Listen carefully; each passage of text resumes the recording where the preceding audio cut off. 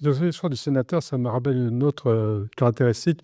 Certes, le sénateur n'est pas champion du monde de la boxe, mais à l'île sur la Sorgue, nous avons un maire qui est pas champion du monde, mais pratique assidûment la boxe, n'est-ce pas, Pierre? Et pas seulement la boxe électorale, hein, d'ailleurs. Bon, je vais demander maintenant à Éric Revel de prendre le relais. Il va animer quasiment tout le reste de l'après-midi. C'est lui qui va animer les tables rondes et qui va présenter les différents intervenants. Éric. Alors, Éric est un journaliste à la fois de la radio, de la télévision. Il a dirigé plusieurs chaînes de télé. Enfin, bon, bref, c'est un grand journaliste. Un bon ouvrier ou un bon journaliste a de bons outils et le mien m'a lâché. C'est peut-être l'IA qui m'a déjà fait, qui m'a joué un tour. Alors je voudrais remercier vraiment Philippe Camus, remercier le professeur Estève qui nous a fait une présentation évidemment très fine, très intelligente. Moi, je suis le local de l'étape, non pas parce que je suis du coin, pas du tout, mais parce qu'en matière d'intelligence artificielle, bien que Manon Revel soit ma fille, mais on n'est pas responsable de ce que deviennent leurs enfants. Moi, je suis le local, c'est-à-dire que je vais essayer de poser les questions que vous, le public, dans ces 3 salles, vous vous posez sur l'intelligence artificielle, de manière très concrète, donc comme un béotien, comme quelqu'un qui n'y connaît pas forcément grand-chose ou presque rien. Bon. Donc c'est ça un peu qui va me motiver pour ces 3 tables rondes. C'est me semble-t-il, très important. Vous citiez des phrases tout à l'heure de Piaget. Moi, il y en a une qui m'a toujours frappé en matière d'intelligence artificielle. C'est celle de Joël de René, qui est un scientifique bien connu, qui a 87 ans aujourd'hui, que j'ai beaucoup écouté dans des conférences, et qui disait, alors l'intelligence artificielle, ça inquiète, ça enthousiasme, ça surprend, on se demande à quelle sauce on va être croqué, mais il disait, Joël de René, il faut préférer l'intelligence artificielle à la bêtise naturelle, et je trouve ça assez bien. Donc, première table ronde, je vais demander à Jean-Louis Brun de Vian-Tyran de venir me rejoindre, au général Pierre Réal, à Robin Rivaton et à Samuel Soubéran, s'il vous plaît, sur cette première table ronde. Donc, Jean-Louis Brun de Vian-Tyran, lui, c'est le vrai local de l'étape. Alors oui, il est juste à côté, c'est cette fabuleuse entreprise de textile, de laine, de cachemire, d'alpaga. On est dans la douceur et on est une entreprise de tradition qui fait de la douceur et qui peut-être va être confrontée à la violence de l'intelligence artificielle. Le général Pierre Réal, qui est ici, que j'ai salué tout à l'heure, qui est le commandant de la base aérienne 701, mais aussi, mon général, qui est le directeur général de l'école de l'air et de l'espace. Donc on parlait géopolitique tout à l'heure avec Anne. Là aussi, on parle beaucoup aussi de défense européenne, on parle de tous ces sujets, comment l'IA dans l'espace, avec ce que lance Musk aussi, intervient dans la vision, j'allais dire, française. Robin Rivaton, qui est là. Bon, alors, il paraît qu'on s'est vu il y a quelques années, mon cher Robin, qui est entrepreneur, qui est délégué IA du MEDEF. Donc là aussi, comment le patronat français incite ces entreprises, parmi les plus grandes, parce que le MEDEF, ça représente les grandes entreprises, à passer à l'âge de l'IA. Et puis enfin, Samuel Soubéran, qui est là, que je salue, qui est biostatisticien, directeur de recherche, s'il vous plaît, de l'unité biostatistique à l'INRAE, l'Institut national de recherche agricole et environnementale, non ? Comme c'est le que, ouais, bon.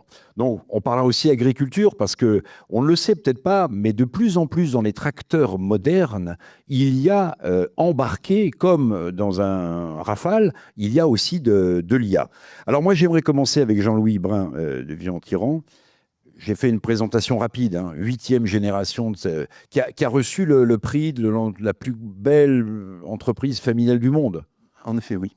Bon, alors je voulais vous interroger parce que, voilà, on va aborder la question concrète. Comment est-ce qu'une entreprise comme la vôtre, qui est assise sur la tradition, sur les matières, je parlais de douceur face à la violence de l'IA, appréhende cette révolution et qu'est-ce que vous mettez peut-être en place, là, chez vous, pour passer ce cap ? Oui, en effet, la question est d'autant plus prégnante pour nous qu'elle n'est pas triviale. J'imagine, au risque de me tromper, que pour une entreprise spécialisée dans la logistique, par exemple, c'est peut-être plus évident de se pencher immédiatement sur l'intelligence artificielle et de se dire on va pouvoir optimiser nos flux et ainsi être plus performants. Dans notre cas, eh bien, on en a vu des révolutions. 215 ans d'histoire, 8 générations.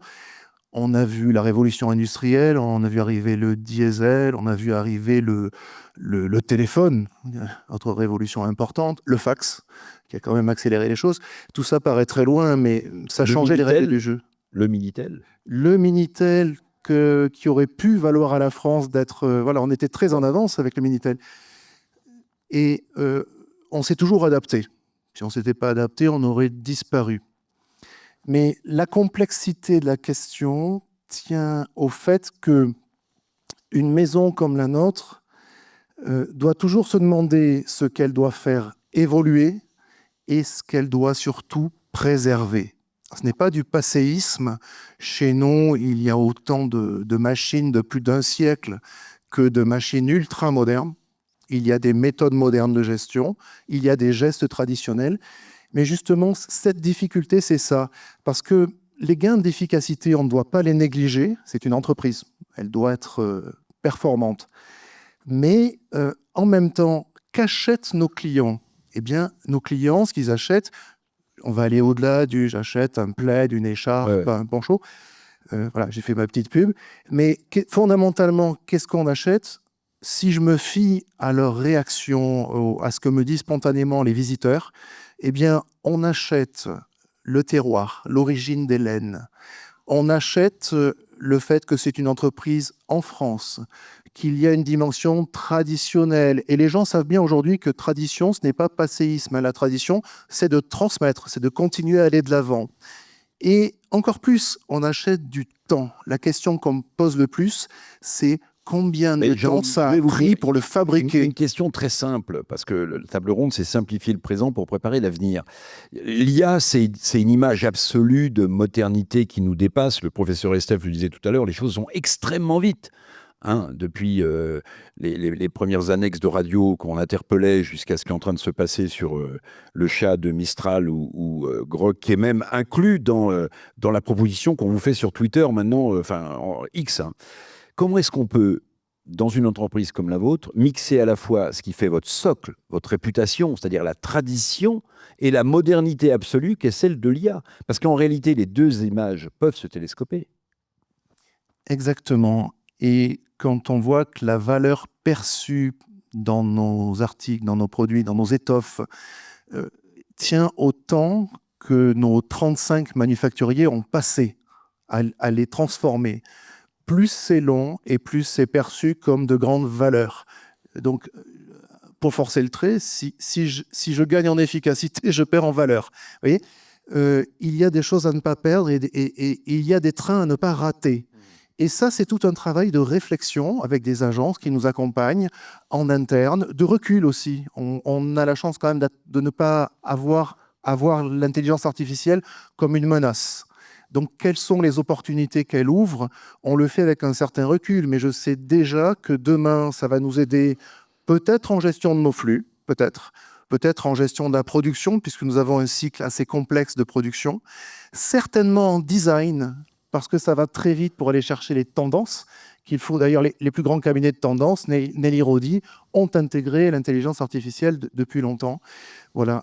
Peut-être aussi en mémoire des savoir-faire, parce que c'est un outil pédagogique puissant et que pour transmettre les gestes aujourd'hui, on n'a pas toujours la facilité d'avoir un aîné qui transmet au suivant.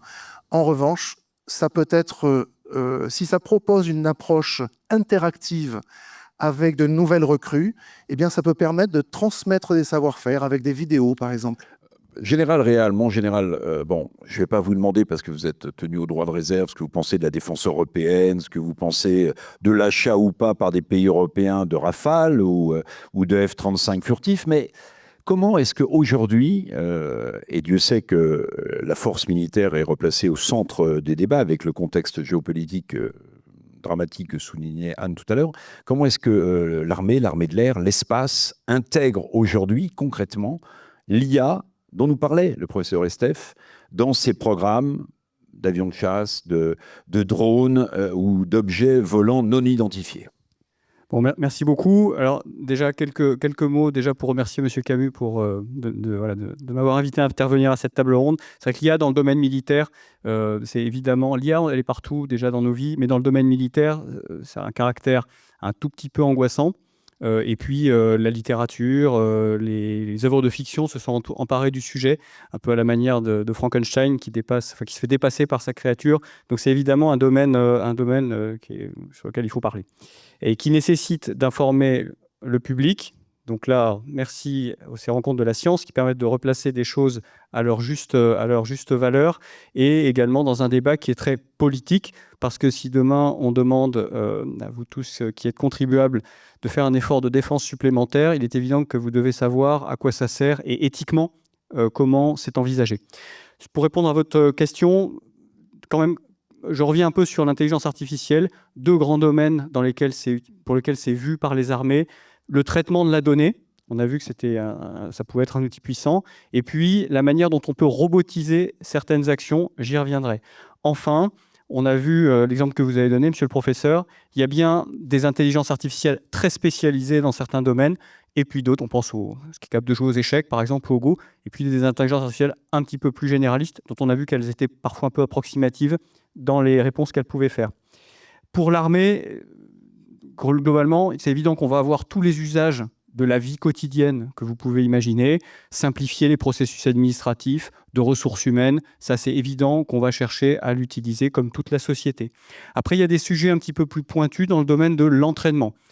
Dans mon domaine, qui est de former des officiers de l'armée de l'air et de l'espace, l'entraînement, par exemple, d'un pilote, c'est quelque chose qui coûte extrêmement cher et on a envie de minimiser les échecs auxquels on peut être soumis dans le domaine. Donc, par exemple, on va faire des recherches d'intelligence artificielle sur beaucoup de données, y compris avant l'âge informatique, parce qu'on peut prendre par exemple, des rapports écrits et les faire traiter par l'intelligence artificielle.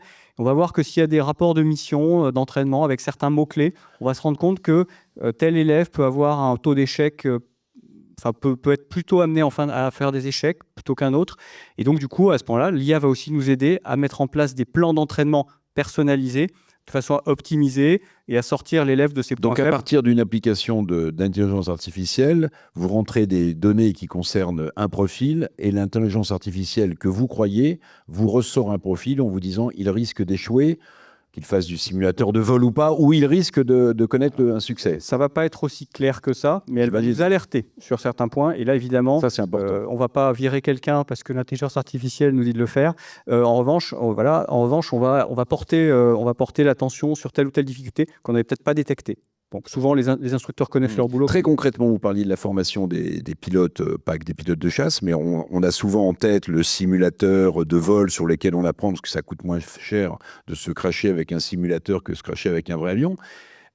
Est-ce que l'IA, l'intelligence artificielle, a fait progresser de manière forte les simulateurs de vol ? Alors c'est absolument, je pense que pour tous ceux qui ont des adolescents à la maison ou qui ont eux-mêmes joué à des jeux, voilà, vous voyez exactement ce que peuvent apporter des moteurs d'intelligence artificielle sur ce genre de choses. Ça peut animer, par exemple, au lieu d'avoir un avion ennemi qui va agir de manière un peu stupide, là il va vraiment agir avec une doctrine particulière ou voilà qu'on peut d'ailleurs programmer ou qu'on peut suggérer. Et là, du coup, ça va vraiment amener un plus. Ça, c'est pour le domaine de l'entraînement. Après, il faut aller au combat. Et là, 3 grands domaines pour l'intelligence artificielle.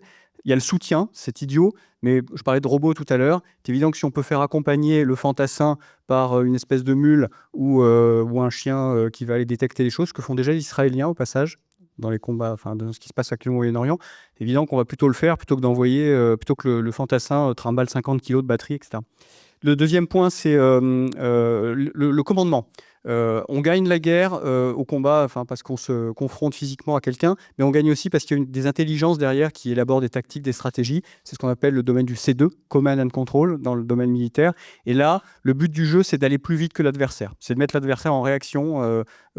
Typiquement, les campagnes en Irak de la première guerre du Golfe, c'est un adversaire irakien qui est pas mauvais, mais qui est complètement dépassé par le rythme de bataille que lui imposent les États-Unis. C'est ce qu'on va essayer de faire avec l'intelligence artificielle. Ça permet d'aller beaucoup plus vite dans la La guerre, ça vous amène tout un tas de données qu'il faut traiter.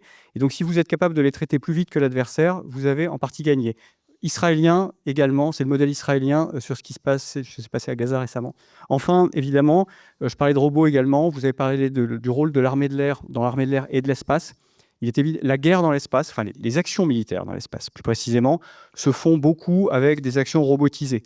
Parce que, enfin, on n'est pas dans Star Wars, on est sur des orbites qui tournent autour de la Terre. Et le satellite qui vous intéresse, des fois il est en vue, des fois il n'est pas en vue. Et en tout cas, il faut qu'il soit capable d'une certaine autonomie dans les actions qu'il va réaliser quand vous n'êtes pas là pour lui dire ce qu'il doit faire. Et comme il n'y a pas d'être humain à bord, il faut que ce soit des intelligences artificielles qui s'en occupent. On parlera peut-être des sujets éthiques après. Mais je sais Oui, on parlera des sujets éthiques, mais juste une question complémentaire, si vous permettez, mon général. Les applications dont on parlait tout à l'heure, à part le chat de Mistral, qu'on peut évidemment télécharger parce que c'est une application française, les autres sont anglo-saxonnes, américaines, sauf DeepSeek évidemment qui est chinoise, mais on parlait de Grok, on parlait d'OpenAI et de ChatGPT. Il y a quand même une question qu'on peut se poser, c'est quand on est dans un domaine comme le vôtre, aussi pointu et dont les données sont essentielles, est-ce qu'on n'a pas quand même parfois en tête l'idée qu'on peut se faire ponctionner, qu'on fait confiance à des applications dont l'origine n'est précisément pas française et dont le but n'est pas forcément de défendre le pays? Alors, vous avez raison. A débarqué en Ukraine peu de temps après, après 2022, après février 2022 et l'envahissement, a débarqué tout un tas de spécialistes en intelligence artificielle pour essayer de retirer un maximum de données de ce que, en particulier, les Ukrainiens pouvaient capter avec leur drone, avec un téléphone portable. Enfin, un soldat qui emporte son téléphone portable au front, il enregistre par nature des quantités impressionnantes de données qui ensuite, maillées, traitées par de l'IA, sont extrêmement intéressantes ensuite à exploiter en retour d'expérience du champ de bataille. Donc ça, c'est évident qu'il faut y faire attention, mais le maître mot, c'est la donnée. Je pense que c'est un sujet. Voilà. Et en fait, les big data. Exactement. Le sujet, c'est bien d'être capable de capter, de stocker de manière souveraine les données que vous avez de vos capteurs, de votre expérience, de ce qu'ont fait les gens en entraînement. Et ça, c'est bien le sujet. À l'intérieur du cloud aussi? À l'intérieur d'un cloud, mais dont vous devez maîtriser les entrées et encore plus les sorties. Donc, l'initiative du ministre des Armées actuel, qui a lancé, donc, dès 2010, dès qu'il est arrivé en fonction, c'est après 2019, il a lancé une agence qui s'appelle l'Agence ministérielle de l'intelligence artificielle de défense, qui est précisément dédiée à ce genre, à faire un cloud souverain protégé français pour des applications de défense. Voilà, le cloud, c'est un peu la mémoire dans laquelle on abrite nos données quand on ne veut pas les laisser sur son iPhone. Et avec lesquelles on va entraîner ensuite les modèles d'algorithmes qui, eux, en revanche, peuvent venir d'un peu partout. Mais ce qui compte, en fait, c'est bien ce qu'on va leur donner à manger comme données. Voilà, on va souffler un instant, on va passer, j'allais dire, de la guerre presque à la paix, du bruit et de la fureur possible et qu'on ne veut pas croire à la nature. Monsieur Soubeyran, donc on parlait de l'INRAE tout à l'heure. Quels sont les liens aujourd'hui entre l'intelligence artificielle et la nature? Comment est-ce que on peut gérer, grâce à l'IA, l'un des sujets majeurs qu'il ne faut pas oublier, en dépit de tout ce qui nous assaille aujourd'hui, qui est la question de la transition écologique et climatique? Comment l'IA vient au secours, aide à mettre en place cette transition, puisque je pense qu'il n'y a plus de doute pour personne que le réchauffement climatique est là. Alors, comme vous le voyez là sur cette diapo, l'agriculture fait face à de nombreux défis planétaires et au premier rang desquels, bien sûr, le changement climatique qui induit des déficits en eau, des modifications de l'immunité des plantes, des perturbations des équilibres écologiques, etc. Mais l'agriculture fait également face, on perçoit que l'agriculture est de plus en plus en lien avec la santé humaine, l'environnement, la biodiversité. Et cette interface entre agriculture, santé humaine, environnement, biodiversité est source d'opportunités, mais également source de tensions, voire de conflits entre personnes. Bien sûr, l'agriculture fait également face à la concurrence mondiale, parfois déloyale, les invasions biologiques, la dépendance à la tech US et chinoise, les tensions dans les usages du sol, ou encore les problèmes de résistance aux méthodes de lutte que nous, humains, mettons en place pour protéger les cultures et les animaux d'élevage. Et en fait, face à ces pressions sur l'agriculture, si on peut passer, ou peut-être que c'est moi qui... Voilà. Face à ces pressions sur l'agriculture, l'intelligence artificielle peut contribuer à rendre le monde agricole plus résilient. Et en fait, ce dont on s'aperçoit, c'est que le vivant, en tant que système qui a évolué durant 4 milliards d'années, le vivant en tant que système qui est en interaction étroite avec les activités humaines, l'environnement, est d'une complexité inouïe. Et en fait, la complexité, c'est un peu le domaine de l'IA. Et donc, l'intelligence artificielle est particulièrement avantageuse pour essayer de représenter le vivant.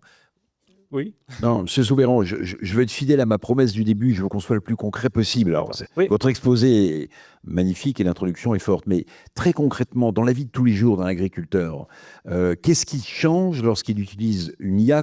Quel type d'IA il utilise?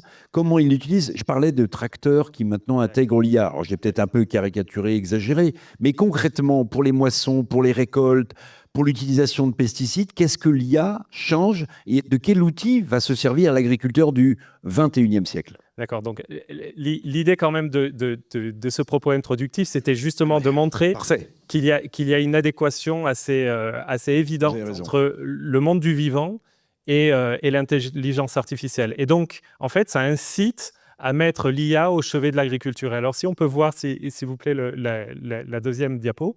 On peut faire, quand on pense l'IA dans l'agriculture, on pense à une IA d'abord qui est high-tech.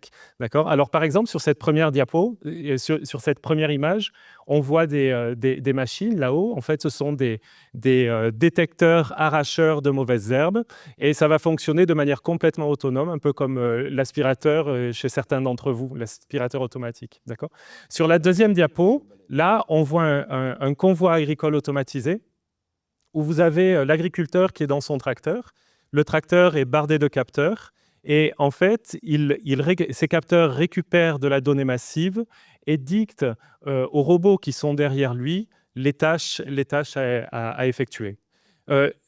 Dans cette agriculture high-tech, on a aussi des exploitations. Alors, c'est l'illustration, la troisième illustration, des exploitations qui sont bardées de réseaux de capteurs. Des capteurs chimiques, des capteurs sonores, des capteurs basés sur l'imagerie hyperspectrale, etc., qui vont permettre à l'agriculteur d'avoir des informations sur l'état sanitaire de ses cultures, l'état sanitaire les rendements, de prédire, etc. L'IA peut augmenter les rendements à l'hectare. On peut, en utilisant l'IA, avoir de meilleurs rendements. D'accord. L'idée, c'est un petit peu comme ce que disait le général, c'est que l'IA est en mesure, face à une combinatoire immense, face à une complexité immense, pour lesquels l'humain, en fait, n'est pas particulièrement adapté du point de vue cognitif, l'IA est capable de faire des choix peut-être plus astucieux et surtout plus efficients. En gagnant du temps ? En gagnant du temps, éventuellement. Mais alors, ce que je voulais dire aussi, c'est que c'est vrai que quand on pense IA et agriculture, on pense très souvent à l'agriculture high-tech, et c'est sur ce point-là que vous m'interrogiez au départ. Oui. Mais en fait, il y a une sorte d'impensé. C'est l'IA et l'agriculture low-tech. C'est-à-dire que l'IA peut intervenir aussi chez tous ces agriculteurs qui n'en ont rien à faire des robots, des drones et des capteurs. D'accord ? Parce que, en fait, l'IA peut permettre de mettre à disposition de ces agriculteurs des outils très généralistes qui vont les aider à protéger leur culture, qui vont donner du conseil, etc. Et en fait, cette IA pour l'agriculture low-tech, elle va être basée sur des objets du quotidien, typiquement les smartphones pour faire de la reconnaissance de maladies, d'accord ? Elle va être basée éventuellement sur des modèles de langue conversationnelle qui vont pouvoir donner du conseil. Elles vont être aussi basées sur des objets d'exception, mais qui sont transformés en bien commun, typiquement les imageries satellites. D'accord ? Et puis, sur tout un tas de données, aujourd'hui, on en parlait, il y a énormément de données, des données citoyennes, des données issues des réseaux sociaux, des données scientifiques également, qui sont toutes en open access, qui peuvent alimenter les décisions. Pardonnez cette question terre à terre, mais je pense à tous les agriculteurs, et on voit bien qu'une partie de la grogne et du désespoir de nos agriculteurs aujourd'hui vient du fait qu'ils consacrent un temps énorme à la paperasserie dans leurs exploitations, plusieurs heures par jour. Alors, je ne me demande pas de simplifier les CERFA, hein, c'est pas ça que je me demande, mais est-ce que l'IA peut venir aussi au secours des agriculteurs qui ont tellement de fiches, de papier à remplir pour les différentes administrations? Oui, oui, alors effectivement, c'est vrai qu'on peut imaginer que, comme dans toutes les autres organisations, et typiquement à INRAE, l'IA aide à finalement l'administration, d'accord? Et donc là, effectivement, ça peut être un sujet particulièrement intéressant. Mais ce qui est important de dire aussi, c'est qu'il y a vraisemblablement des manœuvres un peu partout. On parle de la fourche à la fourchette. Il y a des possibilités pour améliorer finalement l'efficacité de l'agriculture française à tous les niveaux, que ce soit dans la production des produits agricoles, leur transformation, les choix de consommation, etc., pour faire en sorte que finalement les activités des agriculteurs reposent moins sur justement les subventions et donc les formulaires, etc., et plus sur un travail qui est main dans la main avec l'intelligence artificielle. Je reviens vers vous parce qu'on parlait d'éthique. Monsieur Rivaton, délégué IA du MEDEF. Donc le MEDEF, c'est les grandes entreprises françaises. Le président, c'est Patrick Martin, qui d'ailleurs s'exprime assez régulièrement aussi sur ce sujet. Mais comment est-ce que le MEDEF aborde cette question qui est une véritable révolution? Parce qu'un entrepreneur, c'est quelqu'un qui a besoin de créer de la richesse, c'est quelqu'un qui a besoin de la redistribuer sous forme de salaire ou sous forme d'emploi. Et évidemment, l'intelligence artificielle risque de bouleverser ce modèle. Alors tout à l'heure, Anne nous rappelait qu'on ignore les métiers que l'IA générera d'ici 5 ans, 10 ans, 15 ans, à la vitesse ou tout ça, ce qui pose un problème de formation d'ailleurs, parce que comment former des gens à des métiers qu'on ne connaît pas encore, c'est différent. Comment est-ce que le MEDEF appréhende cette immense révolution? Et puis là aussi, soyons concrets, Robin, quel conseil vous donneriez aux entrepreneurs qui sont dans cette salle, par exemple? Alors, le MEDEF, c'est pas que les grandes entreprises, c'est 220 000 entreprises. Il y a des très petites et il y a des très Il y a la grandes dans le CGPME MEDEF. aussi. Hein. Oui, mais Bon. le MEDEF, ça comprend 200 000 entreprises, des très petites aux très grandes. Moi, avant d'être au MEDEF, je suis aussi entrepreneur puisque j'ai une société qui s'appelle Stonal. Stonal est une société dans l'IA, basée sur l'IA, et qui est maintenant une assez grosse société puisqu'on compte 130 collaborateurs sur ce sujet. La révolution de l'IA générative qu'on connaît depuis quelques années, en soi, elle est une révolution parmi d'autres. Vous en parliez, on a connu le téléphone, la micro-informatique, Internet, et à chaque fois qu'on a vu ces révolutions, on aurait pu se dire qu'elles allaient avoir des effets beaucoup plus importants sur nos vies, qui au final ont été, mais ont mis du temps à se diffuser, parce que les sociétés elles ont des anticorps face au progrès, c'est-à-dire qu'on est capable Des résistances. de résistance face au changement. Il y a des goulots d'étranglement. Je donne souvent cet exemple, mais si vous avez demain un producteur qui, grâce à l'IA, est 10 fois plus efficace, évidemment, vous allez le choisir. Mais celui qui vous rend le service, c'est votre copain depuis 20 ans. Vous n'allez pas le virer du jour au lendemain. Vous allez prendre 5 ans pour en fait redéfinir un peu le contrat et puis au final, vous choisirez celui qui est plus efficace. Tout ça pour dire que les sociétés prennent du temps. Donc, c'est peut-être pour ça qu'on pourrait se dire que l'IA générative, c'est jamais qu'après tout une autre révolution comme celle des révolutions qu'on nous a contées. Il y a pour moi 2 différences. La première différence, c'est que c'est une révolution qui est arrivée d'abord par les individus avant de rentrer dans les entreprises. Et ça, c'est très spécial, au sens où la micro-informatique, la téléphonie mobile, Internet sont les entreprises qui ont d'abord été des acquéreurs de ces technologies, qui les ont passées à quelques personnes dans leurs organisations. Là, aujourd'hui, cette révolution, on a eu beaucoup de gens, les chiffres sont absolument démentiels, la façon dont l'usage de ChatGPT, posé le 30 novembre 2022, s'est répandu telle une traînée de poudre avec 100 millions d'utilisateurs au bout d'un mois, 200 au bout de 2 mois, enfin bref, et des chiffres encore délirants aujourd'hui. Donc, c'est une technologie que les gens se sont appréhendés. Et donc, ça, c'est un vrai sujet pour les chefs d'entreprise. C'est que dans l'entreprise, vous avez des gens qui, en fait, vous disent moi, j'ai utilisé cette technologie, soit ça me fait peur, soit je vois plein d'avantages pour mon activité au quotidien. Et donc, ça fait une sorte de dualité ou de pression pour le chef d'entreprise, un peu différente de là où par le passé, il apprenait cette technologie, il voyait ce qu'il pouvait en faire au sein de son entreprise, et le rapport à cette technologie est différent. On est sur des gens qui vont proposer des solutions. C'est pas une technologie descendante quelque part. C'est une technologie où les gens vont s'en saisir, regarder ce qu'ils peuvent faire, quelles tâches ils peuvent améliorer, quelles tâches ils peuvent optimiser. Et ça, c'est une grosse différence au sein des entreprises. Mais très concrètement, sur Yvaton, au poste qui est le vôtre, vous rappeliez la présidence d'une société qui travaille sur l'intelligence artificielle, et puis vous êtes le délégué de l'intelligence artificielle du MEDEF. Quels conseils on peut donner? Vous êtes un patron de PME, de TPE ou une entreprise familiale. Vous avez devant vous le mur de l'intelligence artificielle. Comment est-ce qu'il faut s'y prendre très concrètement? Qu'est-ce qu'il faut commencer à faire? Quel type d'application il faut télécharger? Voilà, des conseils pratiques, s'il vous plaît. Alors, les conseils pratiques, on les a donnés. On a fait un tour de France de l'IA qui faisait une vingtaine d'étapes dans toute la France, depuis la Réunion jusqu'à Paris. Les conseils pratiques, c'est d'abord d'essayer soi-même. C'est une technologie de l'usage. C'est une technologie avec laquelle on apprend, et les gens qui passent plus d'heures, ils savent mieux faire que ceux qui passent moins d'heures. Peu importe leur niveau informatique initial, peu importe leur niveau de compétence initiale. C'est une technologie où il faut aujourd'hui faire. Ça, c'est vraiment indispensable. Le deuxième point, c'est qu'il faut laisser de l'autonomie à ses collaborateurs. Ce qui est assez dur. La France a un management qui est réputé pour être moins autonome, plus hiérarchique que dans les autres pays d'Europe et les autres pays développés. Mais on a besoin de laisser de l'autonomie. Comme j'ai dit, c'est des gens qui vont recomposer leur poste de travail tout seuls, parce qu'ils vont voir ce qu'ils peuvent vraiment faire avec ces technologies. Les usages sont extrêmement diversifié.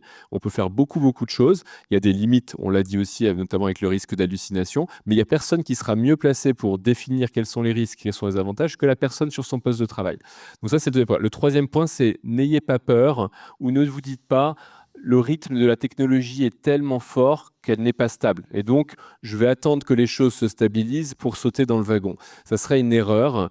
Oui, cette technologie a un rythme de progrès assez inédit. C'est peut-être une des choses qui la caractérise ou qui la distingue par rapport aux autres. C'est-à-dire que ça évolue à un rythme très très vite, plus vite que tout ce qu'on a vu jusqu'à présent. La deuxième limite, c'est que il ne faut pas avoir peur de sauter dans le wagon. Aujourd'hui, il y a plein d'IA existantes qui peuvent fournir des cas d'usage très intéressants. Alors, je voulais revenir vers vous, cher Jean-Louis, parce que tous ont partagé un point, c'est qu'évidemment, on vit une révolution hallucinante. Et alors, je voudrais faire un petit retour en arrière, parce que ça vous concerne directement dans cette entreprise de tradition qui est la vôtre depuis 8 générations. C'est que au moment de la création de l'imprimerie de Gutenberg, je crois qu'on est au XVe siècle, si je ne dis pas de bêtises, avant, il y avait des gens qui avaient un métier qui s'appelait les moines copistes, qui écrivaient à la main des livres pour une petite élite, et évidemment, du jour au lendemain, la mise en fonctionnement de l'imprimerie de Gutenberg va mettre, si j'ose dire, les moines copistes au chômage, va détruire de l'emploi, va créer d'autres emplois parce que ces imprimeries, il va falloir les construire, il va falloir les entretenir, il y aura des mécanos, puis surtout va diffuser un savoir au plus grand nombre. Il n'y aurait peut-être pas eu le mouvement des Lumières d'Alembert, Diderot et les autres s'il n'y avait pas eu l'imprimerie de Gutenberg. Donc, je disais tout à l'heure, l'IA, ça effraie, ça enthousiasme, ça angoisse. On a retenu les conseils de M. Yvaton, mais en fait, on est dans un saut quasiment historique qui va lier, j'insiste, la tradition que vous incarnez sur ce plateau à une modernité absolue dont on ne sait pas où elle s'arrête. Oui, en effet, bon, on dit qu'on n'arrête pas le progrès, hein. Il faudrait le définir. Vous citez la vertu de la diffusion de l'imprimerie grâce à Gutenberg, qui ne l'a pas inventé d'ailleurs, hein, mais qui l'a diffusé. Dans notre cas, dans le textile, notre profession a déjà été vidangée par la politique. On a protégé certaines industries, c'est des choix stratégiques, hein, j'ai aucun jugement là-dessus.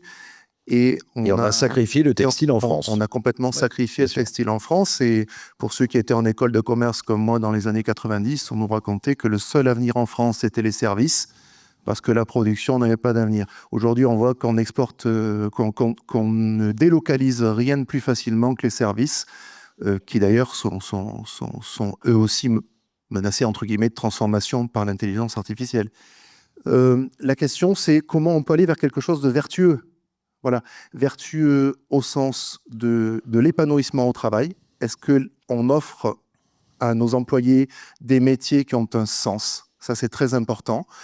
Est-ce qu'on arrive à concilier une grande solidarité sociale dont on peut être fier en France et des coûts élevés qui font que, vous connaissez la suite. Donc voilà, à nous de voir comment cette nouvelle révolution peut nous aider. Très rapidement, parce que le temps passe, comment est-ce que vous allez former, vous avez 50 salariés Oui, c'est ça. Oui. C'est ça, 50 salariés. Comment est-ce que vous allez les former à des métiers qui vont être impactés par l'intelligence artificielle, alors que précisément, on ne sait pas trop. Alors, vous continuerez à faire des plaides, j'allais dire, de qualité en alpaga ou en mohair, mais comment est-ce que vous allez les former? C'est compliqué, à la rapidité que, rappelez M. Rivaton, avec laquelle se développe l'IA. Très rapidement. On va s'y intéresser avec très rapidement un garde-fou. Pour que notre proposition auprès de notre clientèle garde sa valeur, je pense qu'il faut que la machine, au sens très large, reste au service de l'homme et pas l'inverse. Et c'est ce que dit le mot manufacture, qui dit que l'intervention humaine est prépondérante, mais qu'on est bien dans l'industrie. À partir du moment, je crois, où on ne trahit pas ce principe, on peut les faire évoluer ensemble et de manière très vertueuse. Alors, un dernier mot sur l'éthique, mon général, parce que vous vouliez en parler, c'est très important. Et puis peut-être très rapidement avec vous aussi, Monsieur Soubeyran.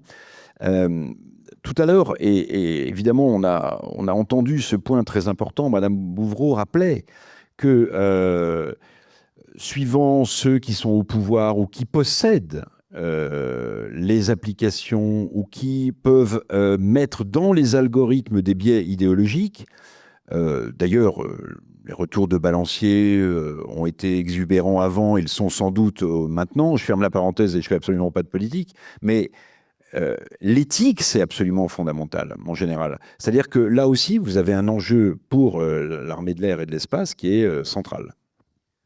Oui, enfin pour les armées en général, mais vous avez raison. Je pense qu'il y a deux choses, il y a trois choses. Un, l'éducation des militaires. C'est-à-dire que moi, je veux que mes officiers, ils sachent que l'intelligence artificielle ne soit pas une boîte noire. C'est-à-dire je veux qu'ils sachent, même quand ils ont fait Sciences Po, parce qu'on a des élèves officiers qui ont fait Sciences Po chez nous, comment fonctionne un réseau de neurones. De manière très simple, on peut l'expliquer de manière, même sans les maths, mais on peut le faire. Et donc, je veux qu'ils comprennent ça à minima. Ensuite, je veux qu'ils soient capables de travailler avec, c'est-à-dire qu'ils sachent mener une tâche, y compris un peu compliquée, avec de l'intelligence artificielle. C'est normal, c'est de leur génération. Deuxième point, c'est l'intelligence artificielle que ça amène comme risque au combat. Le premier, c'est un risque d'escalade non maîtrisé. Ça, c'est vraiment la crainte du militaire. Vous avez deux systèmes qui commencent à se faire la guerre entre eux et vous ne savez pas pourquoi et vous ne savez pas prédire ce qui va se passer.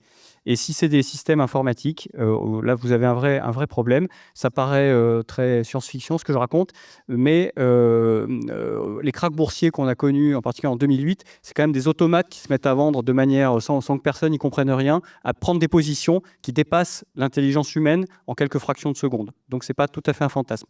Le dernier point, c'est vraiment la violence doit être une responsabilité portée par un être humain.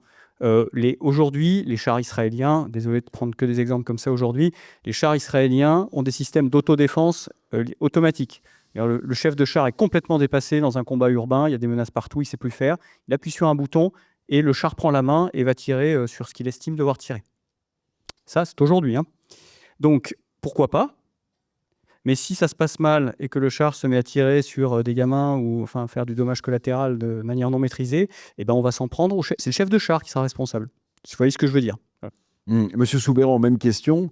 Voilà, est-ce que tout à coup un tracteur va prendre la main sur l'agriculteur qui est dans la cabine et se mettre à moissonner un champ qu'il a été 15 jours avant?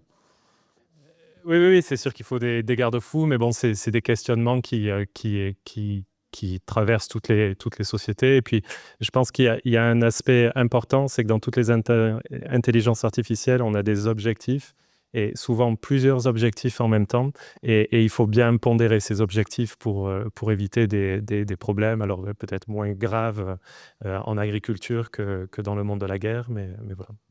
Bon, je voudrais vous remercier tous les quatre très chaleureusement. Je pense qu'on peut les applaudir. On a essayé d'être concret.